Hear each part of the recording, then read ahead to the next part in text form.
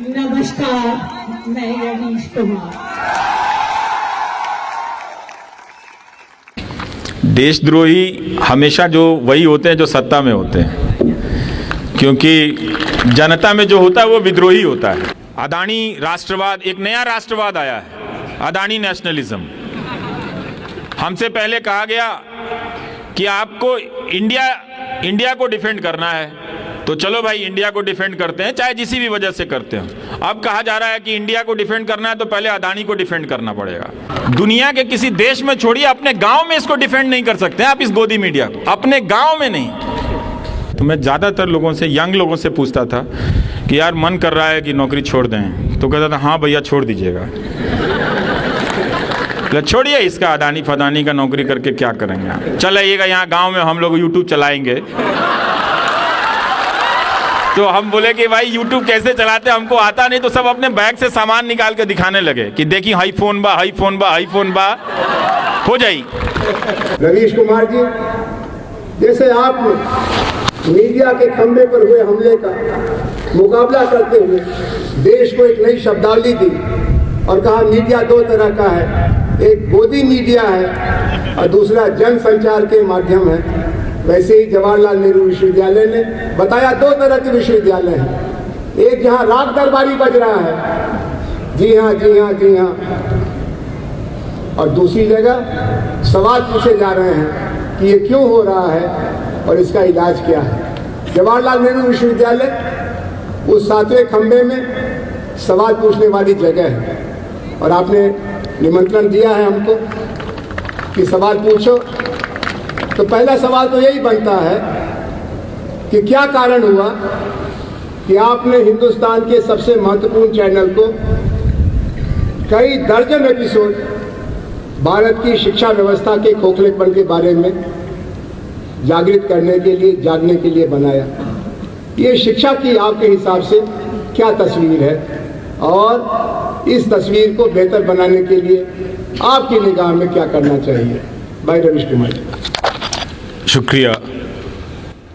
हम सब, इस देश का एक दुर्भाग्य है कि ज़्यादातर लोगों को आप कई पीढ़ी के लोगों से पूछें कि आपकी नज़र में अच्छी यूनिवर्सिटी क्या है, तो उनके पास कोई जवाब नहीं है, उनके पास कोई उदाहरण नहीं है। कई पीढ़ी, आज की पीढ़ी से भी, हमसे पहले की पीढ़ी से भी, उनसे पहले की भी पीढ़ी से, तो वो 2-3 जवाबों के बाद ख़त्म हो जाता है कि अगर आप IIT नहीं गए हैं, अगर आप JNU नहीं गए हैं, लेकिन देश में और भी कई सैकड़ों विश्वविद्यालय हैं। तो मुझे बार बार, जब 2014 के बाद नौजवान बहुत हमलावर हो गए, कहीं भी दौड़ पड़ते थे, दौड़ाने लग जाते थे, तो मुझे लगता था कि यही, इन लड़कों में ये दुर्गुण कहाँ से आ गया। मतलब ठीक है, हर समय के नेता जनता को अलग तरीके से बांधने हाँकने की कोशिश करते हैं, पर ये तो एक नेता के लिए पूरी जनता मुझे ही दौड़ाई जा रही है। तो बार बार मैं इसे समझने की कोशिश कर रहा था और जो हज़ारों व्हाट्सएप मैसेजेस आ रहे थे, उन सब को पढ़ते हुए लगा कि ये क्लिक क्यों कर रहा है, इसको लिखने वाला कौन है।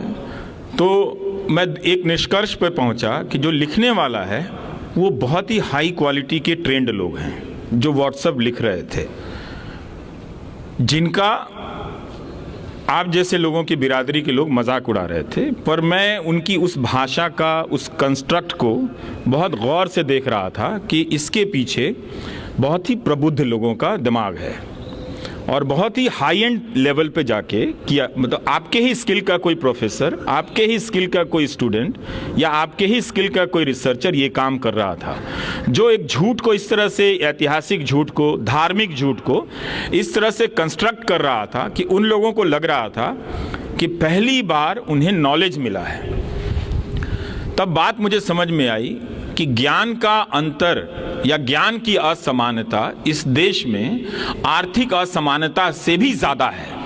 हम और आप में पैसे का बहुत फासला हो सकता है, आप छात्रों के बीच भी पैसे का बहुत फासला हो सकता है।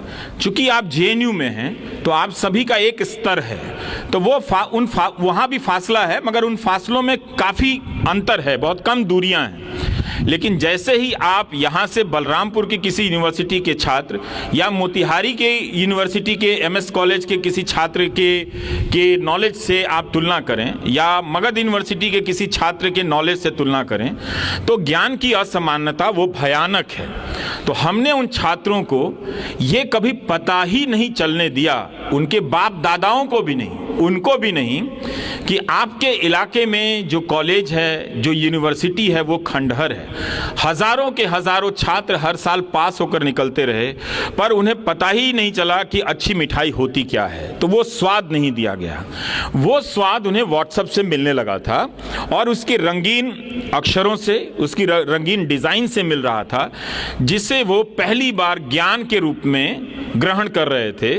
और उनका आत्मसम्मान, आत्मबल, उस जिसे हम कहते हैं प्रोपेगेंडा, उससे उनको बढ़ रहा था।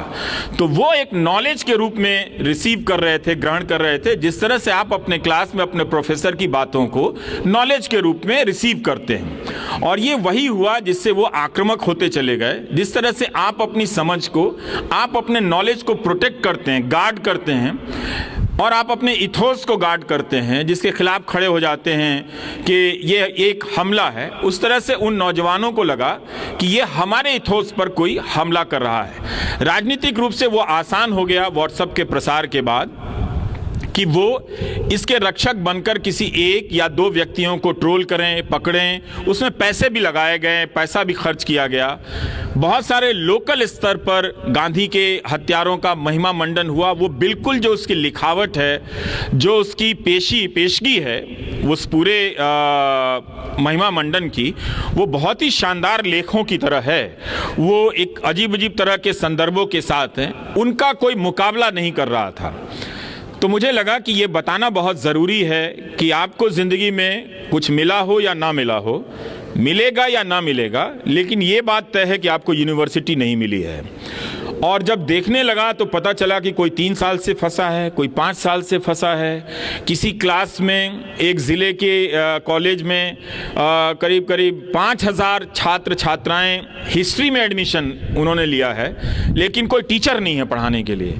तो 5000 छात्र इतिहास के विद्यार्थी होकर भी इतिहास के एक शिक्षक के बगैर गुजर रहे हैं। वैसे जेएनयू में भी शिक्षक नहीं होंगे इतिहास डिपार्टमेंट में, पूरे तो नहीं होंगे, कुछ खाली होंगे। जब यहाँ ये हाल है तो उस ज्ञान की असमानता पर किसी का ध्यान नहीं था। और जब मैं जीएन देवी को पढ़ रहा था तो उसमें एक बात मेरे दिमाग में खटक गई। उनका ये कहना था कि भारत के विश्वविद्यालयों ने बहुत ज़्यादा प्रगतिशीलता वैज्ञानिक सोच में या अन्वेषण में, इनोवेशन में इसलिए नहीं दिखाई कि क्लास के भीतर एक ही तरह का क्लास पहुंचने लगा। जो भारत की गरीबी थी वो उन जिलों के नौजवानों को उन घटिया कॉलेजों से भी वंचित कर रही थी। वो इतने गरीब हो गए कि वो रजिस्ट्रेशन कराने की औपचारिकता पूरी करने के लायक भी नहीं थे। तो वो वहां से बाहर हो गए और माइग्रेशन में चले गए। तो एक तरह से ये वर्ग कौन था? ये वर्ग था अनुसूचित जाति का, जनजाति का और पिछड़ों का। तो ये एक बड़ा वर्ग जो अपनी गरीबी, अपने सामाजिक पृष्ठभूमि से क्लास में आता और अपनी सहज बौद्धिकता से, अपनी नैसर्गिकता से क्लास को समृद्ध कर देता। और कुछ संभ्रांत घरों के बच्चे भी होते। तो इस तरह का अनुपात अगर क्लास में बैठता तो वो भी इनसे सीखता और ये भी इनसे सीखते। तो क्लास के भीतर चैलेंज खत्म हो गया नॉलेज का। तो ये चीज़ मैं देख रहा था, तो मुझे लगा कि ये इस वक्त की सबसे बड़ी ज़रूरत है इस पर बात करना। जब नौजवान आने लगे तो कहते थे कि हम चाहते हैं कि आप मुझ पे, हमारी यूनिवर्सिटी पे फोकस करें, पर हम मोदी समर्थक हैं और रहेंगे। तो हमने कहा आप जीवन भर रहें, मुझे उससे कोई समस्या नहीं है। अगर आपने राजनीतिक शादी कर ली है आप निभाइए उसे, मुझे उससे कोई समस्या नहीं है। आप मुझे बताइए कि अगर मैं ये बात उठाऊं तो क्या आप नहीं चाहेंगे? तो उन्होंने कहा नहीं, हम चाहते हैं कि हमें अच्छा शिक्षक मिले, हम चाहते हैं हमें अच्छी किताब मिले। तो उससे एक प्रेरणा मिली। उसके बदले में फीस मुझे भी दी गई कि वो नौजवान मोदी समर्थक बने रहे, पर उन्होंने मुझे गालियां देनी बंद कर दी या कम कर दी। तो वो एक अच्छा ट्रेड ऑफ था दोनों के बीच में। और इसका एक फ़ायदा तो हुआ, कई जगह सत्रों में करेक्शन आया, कई जगह शिक्षक बहाल किए गए और कई जगह वाइस चांसलर ने भी माना कि हाँ ये एक बड़ी समस्या है। और कई जगहों पर आरएसएस के लोग हों या मोदी समर्थक लोग हों, उन्होंने भी इसे स्वीकार किया कि अगर हम किसी भी प्रकार का भारत चाहते हैं तो उस भारत में अच्छी शिक्षा व्यवस्था तो होनी ही चाहिए। ये और बात है कि वो कर नहीं पा रहे हैं, उनके बस की बात नहीं है, लेकिन उन्होंने इसे बुनियादी समस्या के रूप में स्वीकार किया। तो इसका फ़ायदा ये हुआ कि ये सबके लिए था और सबने इसे अलग अलग रूप से देखा, तो उस ताकत से मैं करता चला गया। शिक्षा का जो चेहरा है आपने दिखाया, आपने बेरोजगारी के सवाल को भी बहुत हमदर्दी से देखा। अक्सर हम बेरोजगार नौजवानों को दोष देते हैं कि तुमने पढ़ाई अच्छी नहीं की तो तुमको नौकरी कैसे मिलेगी, या अगर पढ़ाई अच्छी की है तो कहते हैं कि तुम्हारे बाप के पास इतना पैसा नहीं है कि लक्ष्मी पूजा कर सके तो नौकरी कैसे मिलेगी, या कहते हैं कि तुम्हारी भाषा अच्छी नहीं है, तुम मम्मी डैडी कल्चर से नहीं आए और नौकरी बड़ी चाहते हो। आपने इन सब सवालों को परे करके जॉबलेस ग्रोथ का सच सामने रखा। अभी जो बजट आया है उसके बारे में फिर दावा किया जा रहा है कि जॉब बूम होने वाली है और थोड़ा सा इंतज़ार और करो। आप इस धोखे के बारे में अन्य लोगों से अलग क्यों लिखते हैं या क्यों कहते हैं? क्योंकि मुझे उनके ही समर्थक आकर बताते हैं कि उनकी हालत ख़राब है और वो ये भी बताते हैं कि वो पाला नहीं बदल सकते हैं। तो मैं उनसे पूछता हूँ मैं क्या करूँ, मैं भी बदल लूँ पाला? तो कहते नहीं, आप उधर ही रहो, आप बोलते हो तो हमारा काम हो जाता है। और ये सच बात है कि वो आते हैं। देखिए, इस तमाम दावों के बीच में ये तो सरकार का ही आंकड़ा है कि 25,000 रुपया आप महीना का कमा लें तो चोटी के 10% लोगों में आ जाते हैं। तो ये तो समृद्ध भारत नहीं हुआ ना।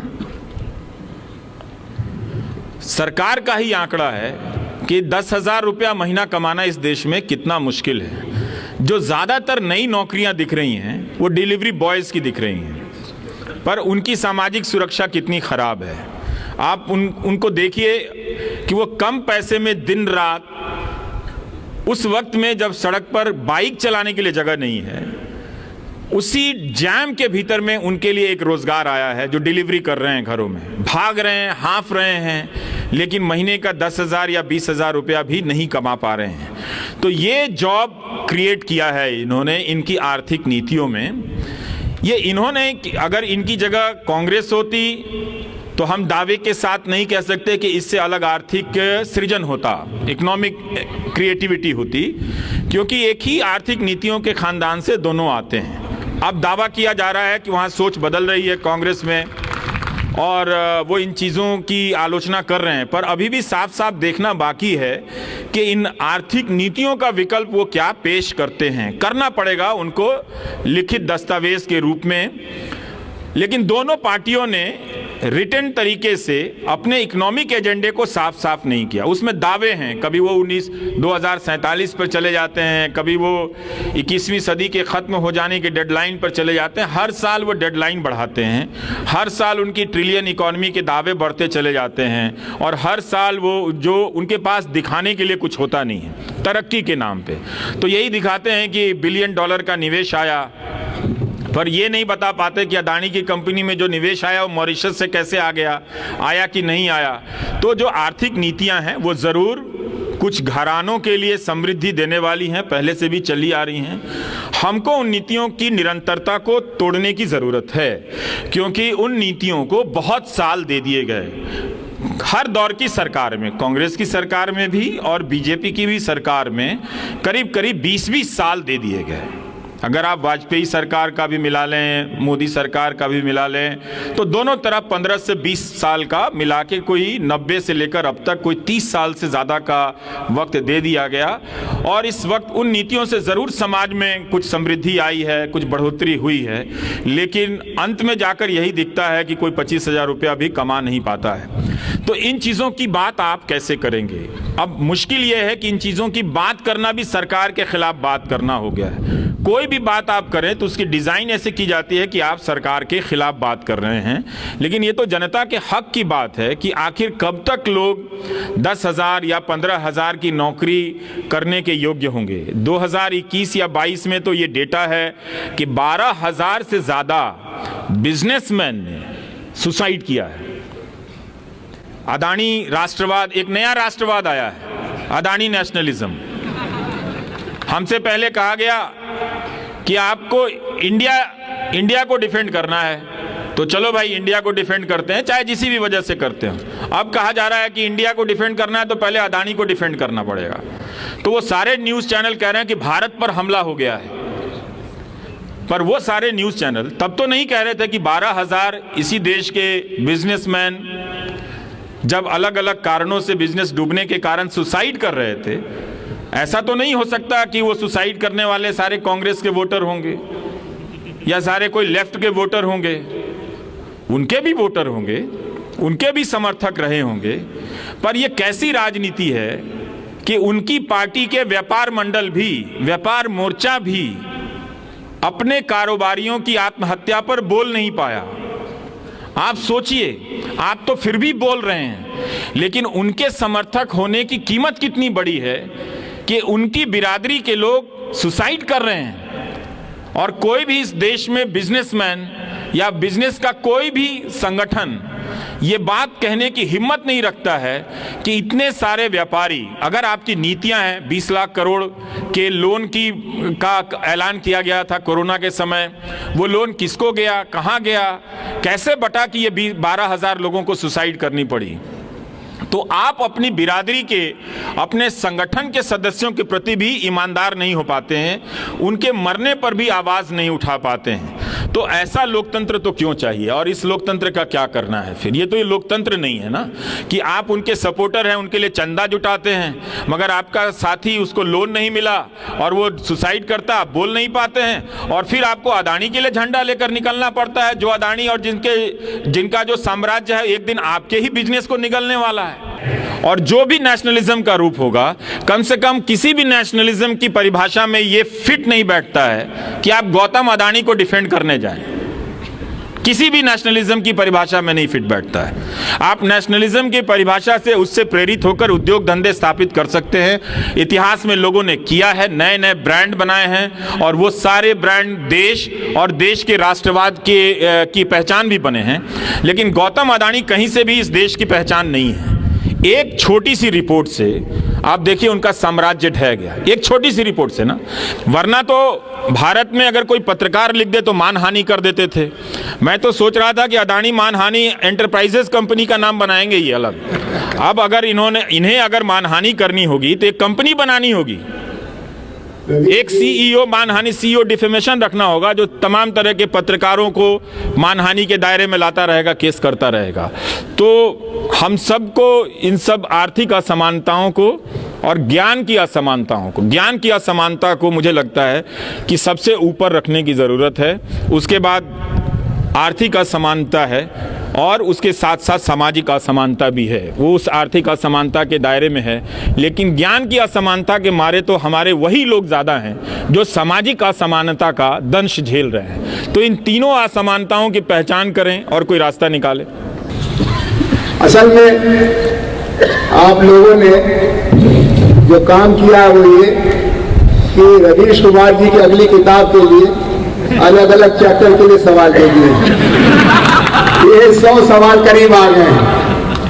तो एक टुकड़ा ये अभी भारत की राजनीति और राष्ट्र निर्माण की रणनीति के बारे में, इसके बाद मीडिया कल्चर के बारे में, और उसके बाद इनकी पर्सनल जो ट्रेजेक्टरी बन रही है उसमें इनको साहस कहाँ से मिल रहा है, उसमें ये तन के खड़े क्यों हैं, ये झुक के चल क्यों नहीं रहे हैं, ये रेंग क्यों नहीं रहे हैं, ये उनका चप्पल अपने सिर पर लेके घूम क्यों नहीं रहे हैं, ये सवाल है मुझसे।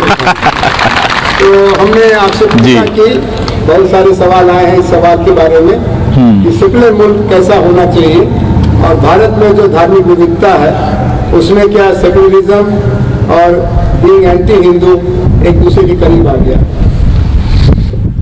बहुत अच्छा सवाल है, सब सवाल ही अच्छे हैं, लेकिन मुझे वो अच्छा लग रहा है जो लोग पेड़ के नीचे खड़े होकर सुन रहे हैं, क्योंकि मैंने ज़्यादातर रैलियों को पेड़ के नीचे ही खड़े होकर सुना है। तो मुझे आज यहाँ अच्छा नहीं लग रहा है कि यहाँ कोई और बोल रहा होता, मैं वहाँ होता। आज ज़रूर शुरुआत इसकी, आपने बागी की बात की, मैं वहाँ से शुरू करता हूँ, देशद्रोही की बात से। तो अब तो आप कोई भी बात कहिए तो आपका जब देशद्रोही का टैग है तो वो लग जाता है। तो मैं सोचता हूँ देशद्रोही कौन होता है? देशद्रोही हमेशा जो वही होते हैं जो सत्ता में होते हैं, क्योंकि जनता में जो होता है वो विद्रोही होता है। तो ये जो देशद्रोही लोग हैं ये संविधान की शपथ लेते हैं और संविधान का उल्लंघन करते हैं। फर्जी यूएपीए लगा देंगे, फर्जी एनएसए लगा देंगे, तो इनसे बड़ा तो कोई देशद्रोही नहीं हुआ ना। आम जनता ने तो अपनी सामाजिक आर्थिक जिम्मेदारियों का निर्वहन करने के लिए शपथ नहीं ली है, वो संविधान की बदौलत उसका नागरिक ज़रूर है, पर ये तो जब जिस दफ्तर में जाते हैं बाकायदा उस किताब की शपथ लेते हैं और ठीक उसका उल्लंघन करते हैं। तो जो स्कोप देशद्रोही होने का है वो पावर में बैठे लोगों का ज़्यादा है। जनता में ज़्यादा से ज़्यादा लोग विद्रोही हो सकते हैं, है कि नहीं सर? जी हाँ, बिल्कुल। अब रही बात कि भारत में जो नागरिकता और उसकी अवधारणा को आम जनों के बीच में ठीक से नहीं समझा गया, उस पर बहुत ज़्यादा बहस नहीं हुई भी तो आज के दौर में इतना जब संचार विकसित नहीं था तो जनता के बीच नहीं हुई। तो जनता ने उस नागरिकता को अपने तरीके से समझा और बहुत खूबसूरत तरीके से समझा। लेकिन जब ये संचार के साधन माध्यम जब आए, तरह तरह का मीडिया जब आया, नाम उसका मीडिया हुआ और उसमें से मीडिया का काम ही गायब हो गया। तो जो संवैधानिक कॉन्स्टिट्यूशनल सिटीजनरी होनी चाहिए थी उसके जगह एक धार्मिक नागरिकता खड़ी करने की कोशिश की गई, और उसके साथ साथ धार्मिक नागरिकता आप हिंदू नागरिकता कह सकते हैं। और अब उस तरह से अब किताबें भी लिखी जा रही हैं इस तरह के थीम पर। आज ही मैं किसी किताब का टाइटल देख रहा था। तो एक धार्मिक नागरिकता खड़ी करने की कोशिश की गई, और इस नागरिकता का जो आधार था उसमें सूचना गायब था, सूचना थी नहीं। सूचना, हम सब ज़्यादातर लोग इस देश में सूचना विहीन नागरिकता जीते हैं।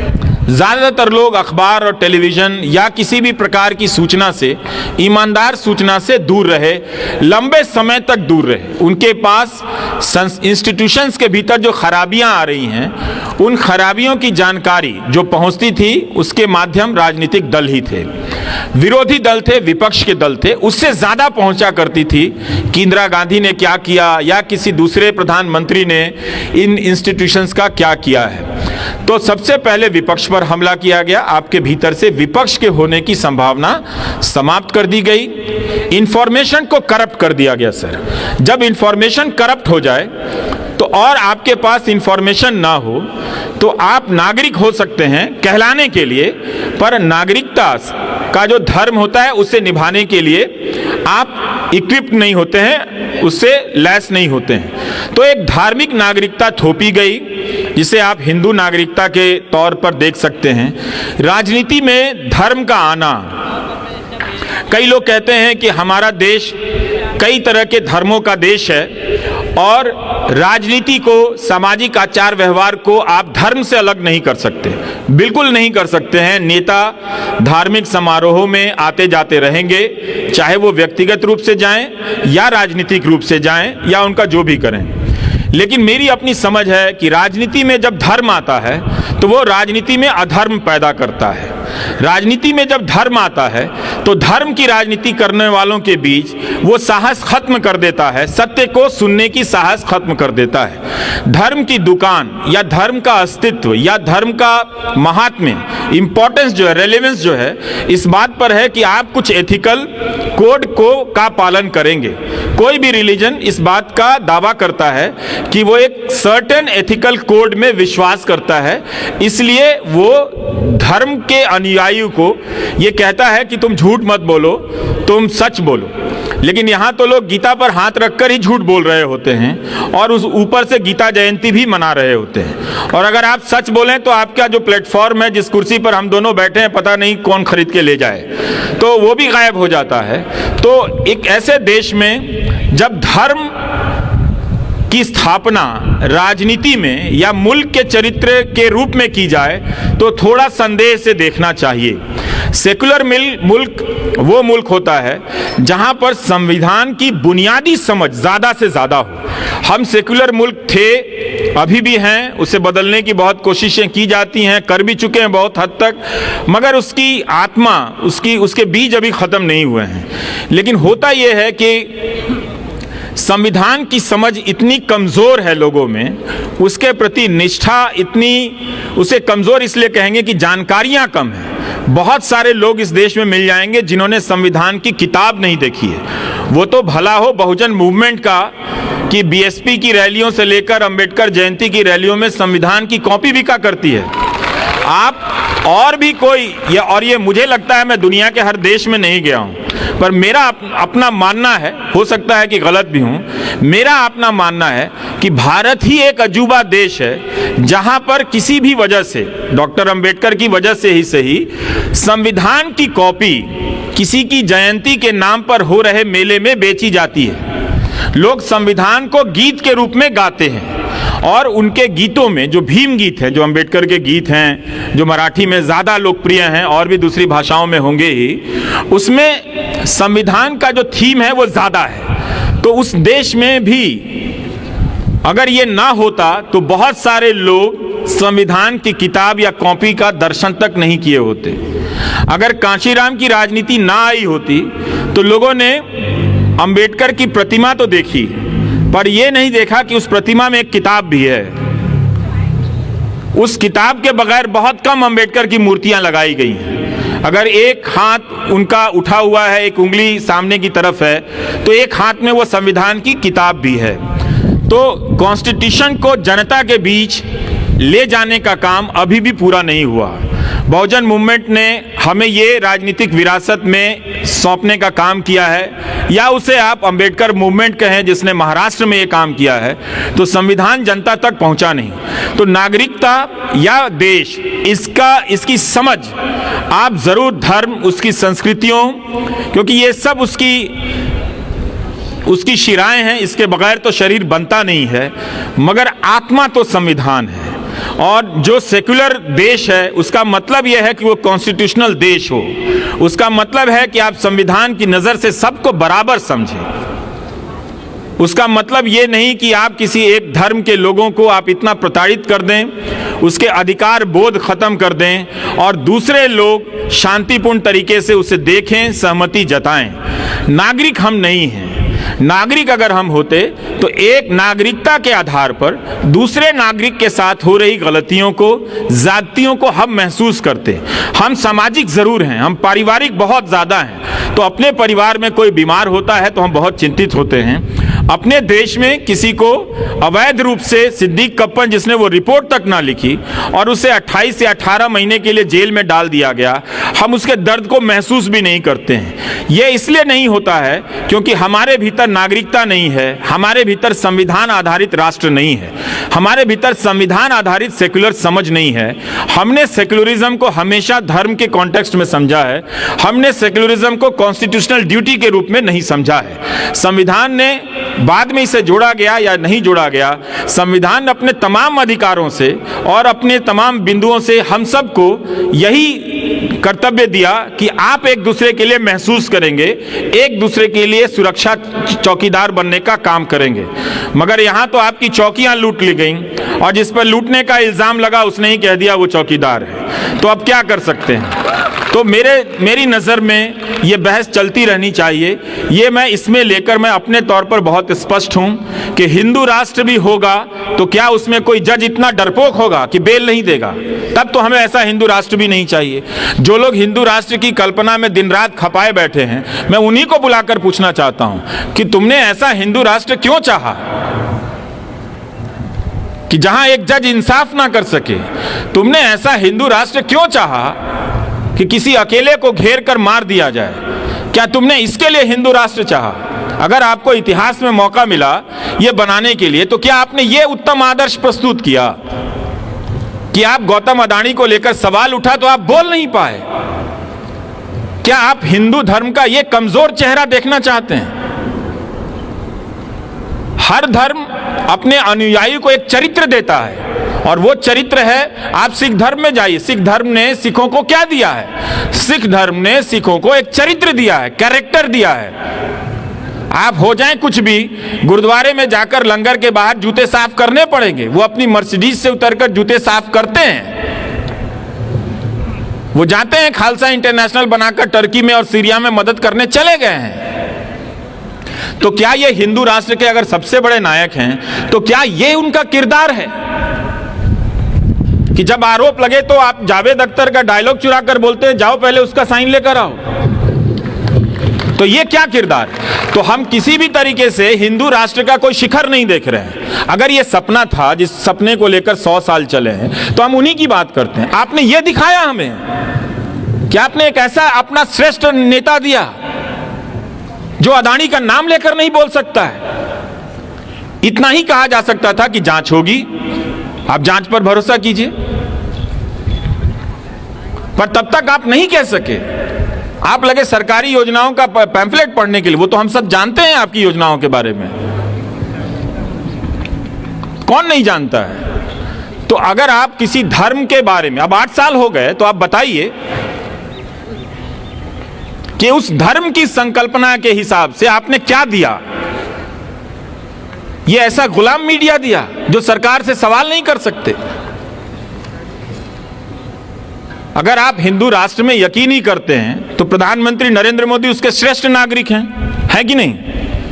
लेकिन वो तो 8 साल से प्रेस कॉन्फ्रेंस नहीं कर सके। भाई हिंदू धर्म तो सबसे खुला धर्म है। आप कहीं से कोई आ जाइए, एक संप्रदाय बना लीजिए, एक देवता ले आइए, सब कहेंगे हमें स्वीकार है, ले आइए इनको भी। आप इससे बगावत करके कोई संप्रदाय बनाना चाहते हैं, बना लीजिए, वो भी स्वीकार है। वो चल रहा है इतने हजारों साल की परंपराओं से। इसी धर्म में, धर्म के आज दयानंद सरस्वती जी की जयंती मनाई जा रही है, शायद दिल्ली में रैलियां निकल रही हैं। लेकिन दयानंद सरस्वती जी तो बनारस चले गए थे शास्त्रार्थ करने, पुराणों को लेकर। उन्होंने कहा कि मूर्ति पूजा का कोई प्रावधान नहीं है, बाकायदा वो शास्त्रार्थ हुआ था। तो किसी ने उन्हें पत्थर तो नहीं मारे ना बनारस में। वो एक पार्क में गए, तमाम तरह के पंडित आए ये समझाने के लिए कि मूर्ति पूजा का प्रावधान है, ये कहते थे मूर्ति पूजा का प्रावधान नहीं है। तो आप दयानंद सरस्वती की जयंती मना सकते हैं, पर दयानंद सरस्वती से दयानंद सरस्वती को मत छीनिए। आप धर्म के नाम पर यही कर रहे हैं। तो धर्म के नाम पर 8 साल में अभी तक आपने कोई भी ऐसा आदर्श स्वरूप स्थापित नहीं किया है। तो इसका मतलब है कि उसमें स्थापित करने के लिए कोई संभावना ही नहीं है। जो भी आदर्श कायम करने की संभावना है वो एक सेकुलर राष्ट्र में ही है, वो एक संवैधानिक राष्ट्र में ही है, जहां सबको बराबर का अधिकार मिलता है, जहां किसी पे फर्जी मुकदमे नहीं डाले जाते हैं। आप हर चीज का पहले का उदाहरण दे देते हैं। तो आप क्या कर रहे हैं? आपने कौन सा आदर्श प्रस्तुत किया?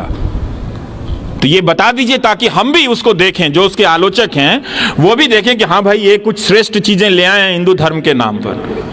आप तो उसका मेयार छोटा कर रहे हैं। जिस धर्म ने धर्म के भीतर धर्म के इतने बड़े बड़े आलोचक दिए हों, जिसकी बुराइयों को लेकर आज तक आंदोलन चल रहा है, चला ही है ना, जाति प्रथा को लेकर आंदोलन तो चल ही रहा है ना, और चलता ही रहेगा। कौन लाया? आप इस पे चले जाए, आधे अधूरे तरीके से बात करते हैं, पर उसको प्रिजर्व करने वाली संस्थाओं के साथ आप ही उठते बैठते हैं। क्या आप मना कर देंगे कि जो आरएसएस का सदस्य होगा वो क्षत्रिय महासभा का सदस्य नहीं होगा, जो आरएसएस का सदस्य होगा वो उसका ब्राह्मण महासभा से कोई लेना देना नहीं होगा? आप ये कर ही नहीं सकते हैं। तो आपके भीतर दुर्बलताएं आ जाती हैं। धर्म के नाम पर अगर आप राष्ट्र की कल्पना करेंगे तो आपके भीतर एक गुलामी करने की प्रवृत्ति आ जाती है। फिर आप धर्म के आधार पर कोई भी राष्ट्र किसी को नचिकेता नहीं बनने देता है। इसी धर्म में प्रश्नोपनिषद है कि नहीं है? है ना? लेकिन आज आप प्रश्न कर दीजिए तो आपको देशद्रोही कहा जाता है। आप प्रश्न ना कर सके चैनल खरीद लिया जाता है। आप प्रश्न ना कर सके 8 साल से प्रेस कॉन्फ्रेंस में नहीं आते हैं। आपको लगे कि आप प्रश्न कर सकते हैं आपके सामने, तो किसी एक्टर को कनाडा से ले आते हैं। तो कम से कम आप प्रश्नोपनिषद के प्रति भी ईमानदार नहीं है। तो धर्म के आधार पर राष्ट्र की कोई भी कल्पना बेईमानों को बेईमानी से बचाने की संकल्पना है। इसीलिए सेकुलर राष्ट्र बहुत जरूरी है, जहां हम धर्म को लेकर निजी क्षेत्र में बहस करें, निजी जीवन में आचरण करें। धर्म ने इस देश को बहुत सारी चीजें दी हैं, नैतिक बल दिया है, नैतिक मान्यताएं दी हैं, बुराइयां भी दी हैं, पर मिला है। उसके संबल से बहुत लोग जीवन जीते हैं और ताकत पाते हैं, अपने बुरे वक्त को काटते हैं। तो अच्छी बात है, उनके जीवन का ये संबल है। मगर नागरिक जीवन का संबल संविधान की किताब हो तो इससे बेहतर कुछ नहीं हो सकता। धर्म आधारित समाज कैसा बनेगा, धर्म आधारित राजनीति कैसी होगी, और जो अभी की दुर्दशा है उसमें धर्म की आड़ लेकर के अनैतिकता को, अपराध को, झूठ को बढ़ावा दिया जा रहा है। एक तरह से प्रश्न मुक्त भारत बनाने की बात हो रही है, और सवाल तो वही नहीं पूछे जाते जहाँ तानाशाही होती है। तो तानाशाही और मौजूदा नई पीढ़ी में बिल्कुल उल्टा रिश्ता है। कई सवाल आए हैं मीडिया के बारे में, मीडिया के सामाजिक गठन से लेकर के आपके अपने निजी यात्रा के बारे में। उसमें से एक जो रिपीटेड लगता मैं पढ़ देता हूँ, to Shri Ravish Kumar sir, we have been watching you for so long and we really appreciate your decision of resigning the news channel of NDTV. Sir, I don't have any specific question to you, but I think that I have started understanding your point of view over time. But sir, would request you to describe your mental state and condition before resigning, as well as how do you look at the present national situation? Bottom line here, Ravish ji, how do you look or see India in upcoming 10 years? ये तो हम भी जानना चाहेंगे कि रवीश कुमार, जिन्होंने WhatsApp university का पैदा होना देखा, जिन्होंने गोदी मीडिया का जन्म देखा, जिन्होंने अडानी का बढ़ता हुआ माया जाल देखा, और कितना बुरा वक्त देखेंगे, आप ये पूछना चाहते हैं। आपकी आशा का आधार क्या है?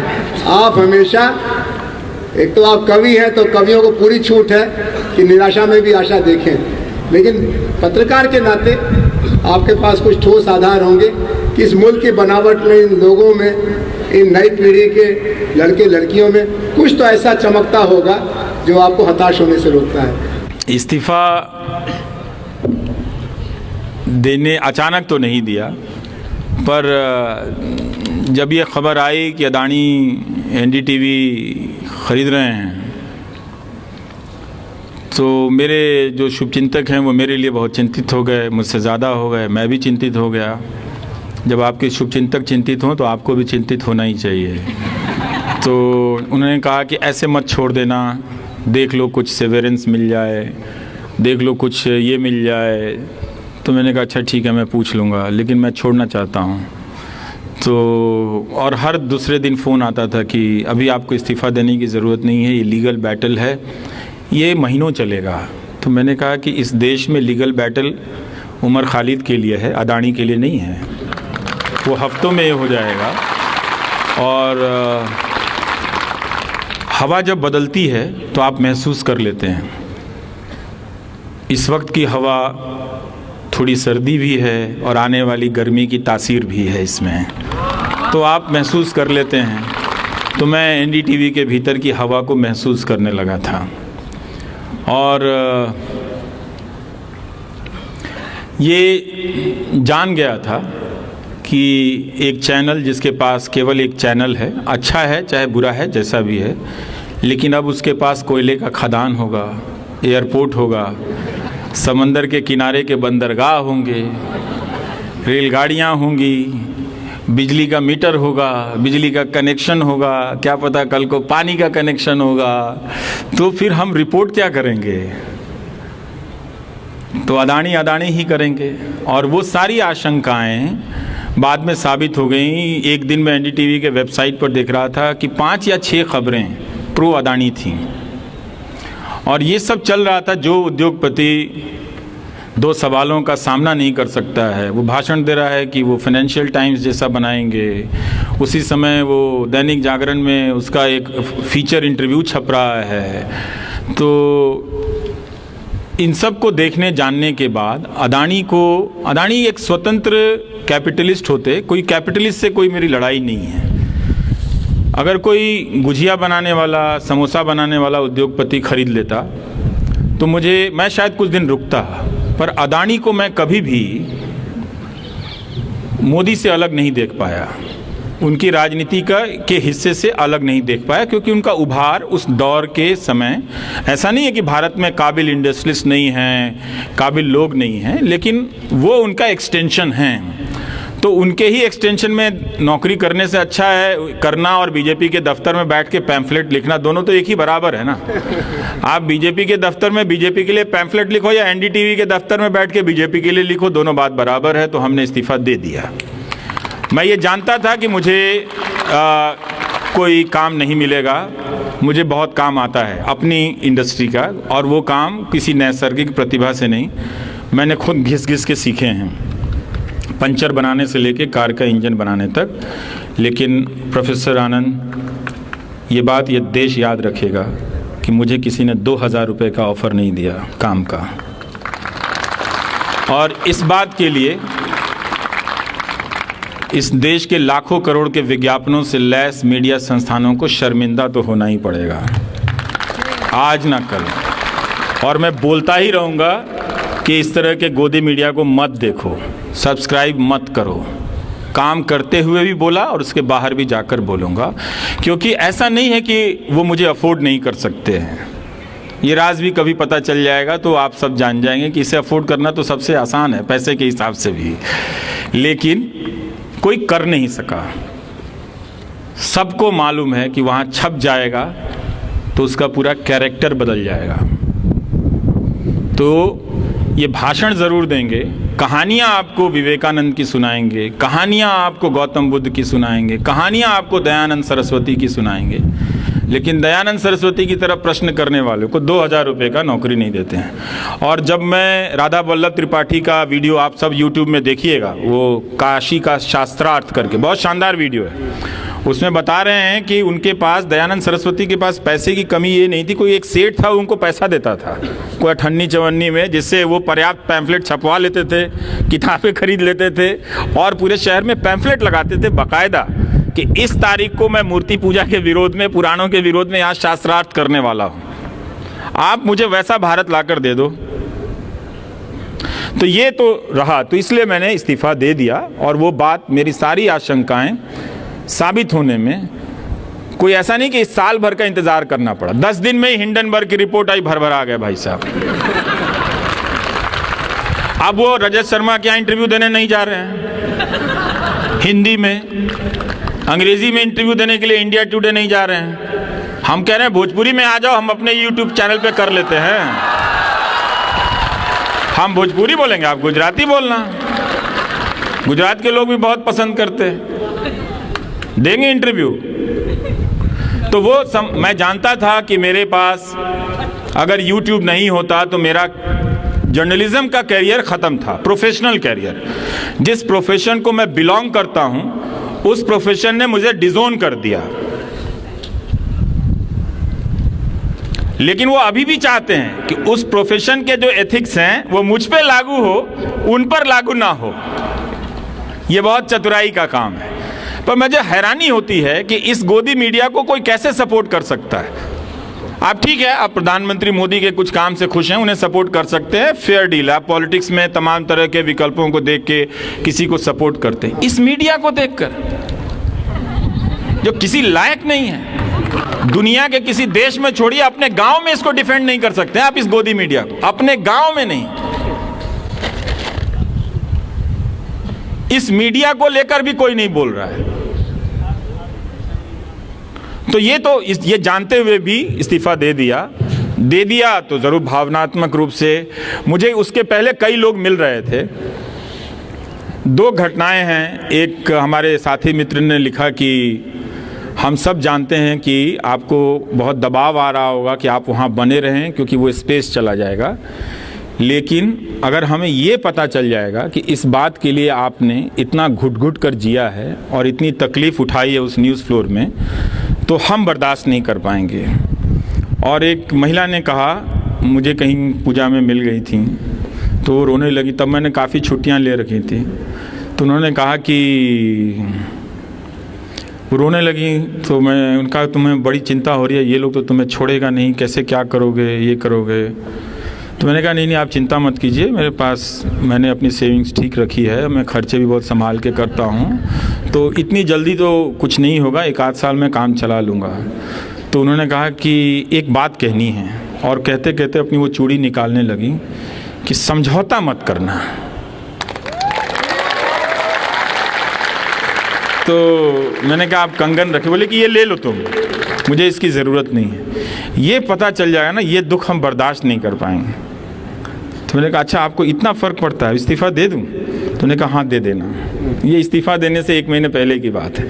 तो मैं कई लोगों से टेस्ट कर रहा था, छठ में गाँव गया तो लोग जो मिलने आए, 1000 के करीब लोग आए थे मिलने के लिए, तो मैं उन सब से कहता था कि लोग पूछते थे कि अब क्या हुई तार, तो मैं कहता था कि क्या करें बताओ। तो कुछ लोग कहते थे कि नहीं नौकरी मत छोड़ना, फिर कोई निकाल देगा। तो मैं ज़्यादातर लोगों से, यंग लोगों से पूछता था कि यार मन कर रहा है कि नौकरी छोड़ दें, तो कहता था हाँ भैया छोड़ दीजिएगा। छोड़िए इसका, अदानी फदानी का नौकरी करके क्या करेंगे, चल आइएगा यहाँ गांव में हम लोग यूट्यूब चलाएंगे। तो हम बोले कि भाई यूट्यूब कैसे चलाते हमको आता नहीं, तो सब अपने बैग से सामान निकाल के दिखाने लगे कि देखिए हाई फोन बा, हाई फोन बा, हाई फोन बा, हो जाई। और उन लोगों ने कुछ दिनों तक मदद भी की कि लाइए हम आपका थंबनेल बना देते हैं, वीडियो एडिट कर देते हैं। उन लड़कों ने कहा कि आप यूट्यूबर बन जाइएगा, हम लोग के साथ रहिएगा, मोटरसाइकिल से घूमिएगा, लेकिन उसकी नौकरी मत कीजिएगा। तो हमने छोड़ दिया सर। ऐसा नहीं वो सिर्फ मुझे ही देता है। और ये कितनी अच्छी बात है कि लोग, हम चाहे जितना भी पैसे पे या कंट्रोल से मीडिया की परिभाषा बदल दें, लोगों की समझ में, या ऐसे लोग अब भी बचे हैं जिनकी समझ में पत्रकार और मीडिया की परिभाषा नहीं बदली है, और इसका प्रमाण है वो कलम जो मुझे देता है। थैंक यू आप सभी का, अध्यापक संघ का भी बहुत शानदार। सेल्फी तो उन्होंने मना किया है, लेकिन सेल्फी नहीं मना किया है, तो हम दोनों लोगों को कहीं रिक्वेस्ट करेंगे।